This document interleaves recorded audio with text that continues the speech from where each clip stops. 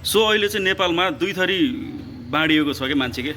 एक साइडमा के छ त राजतन्त्र चाहिन्छ अब हामीलाई भन्ने छ भने अर्कोतर्फ चाहिँ गणतन्त्र चाहिन्छ भन्ने मान्छेहरू छ क्या र यो बिचमा चाहिँ अर्को एक थरी मान्छेहरू पनि छ क्या यहाँ के त्यो कस्तो छ त भन्दाखेरि दलितलाई राजा बनायो भने हामी मान्छौँ भन्ने अनि लिम्बुवानलाई राजा बनाउनुपर्छ भन्ने अनि यो राईलाई राजा बनाउनुपर्छ भन्ने अनि यो मतवाली जातहरू अथवा चाहिँ यो कुनै एउटा चाहिँ कास्टलाई हेरेर क्या त्यो बनाउनुपर्छ होइन बाहुनले देश बिगार्यो भन्ने होइन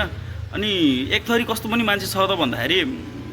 जो अस्ति मैले एउटा इन्टरभ्यू हेरेको थिएँ मलाई बनाउन राजा ममा के कमी छ भन्नेहरू चाहिँ धेरै छ कि नेपालमा क्या अहिले क्या है सो म के भन्न चाहन्छु त भन्दाखेरि यो एकलवादी सोच भएको मान्छे चाहिँ नेपाललाई चाहिएको होइन के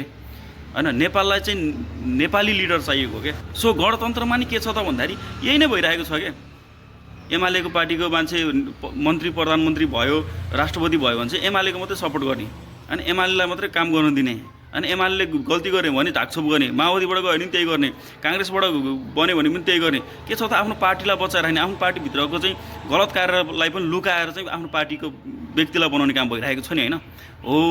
दलितलाई राजा बनायो भने मान्छौँ भन्नु भनेको पनि यही हो क्या है एकलवादी सोच हो क्या त्यो के हुन्छ त भन्दाखेरि दलितलाई राजा बनायो भने त दलितलाई मात्रै सपोर्ट गर्छ होला नि त होइन र अथवा राईलाई राजा बनायो भने त्यही गर्छ होला तमुवान लिम्बुवान के छ यिनीहरूलाई राजा बनायो भने उनीहरूले आफ्नो जातको लागि आफ्नो चाहिँ परिवेशभित्रको लागि आफ्नो पार्टीभित्रको लागि हेर्ने होला नि होइन र सो नेपाललाई यस्तो खालको चाहिँ लिडर चाहिएको होइन क्या नेपाललाई चाहिँ नेपालीको लागि र नेपालको भविष्यको लागि होइन राम्रो गर्ने होइन एउटा नीति नियममा बसेर चाहिँ लिडिङ गर्ने चाहिँ लिडर चाहिएको हो क्या त्यही कारणले गर्दा चाहिँ यो गणतन्त्रबाट वाक्क भएर यो एकलवादी सोच भएको आफ्नै पार्टीलाई मात्रै हेर्ने आफ्नै फ्यामिलीभित्रकोलाई मात्रै हेर्ने आफ्नै जातिभित्रकोलाई मात्रै हेर्ने यस्तो एकलवादी सोच भएको भएर गणतन्त्र ठिक होइन है अब चाहिँ राजतन्त्र नै चाहिन्छ भनेर मान्छेले चाहिँ राजा चाहिएको भनेको हामी यस्तो कन्सेप्टको भइसकेको छौँ कि हामीले आफूभित्र कमजोर नै देख्दैनौँ क्या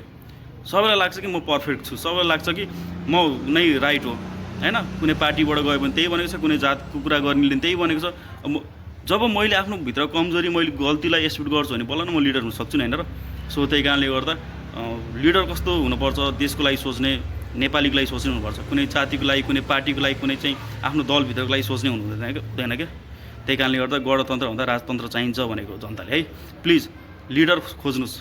होइन लिडर चुन्नुहोस्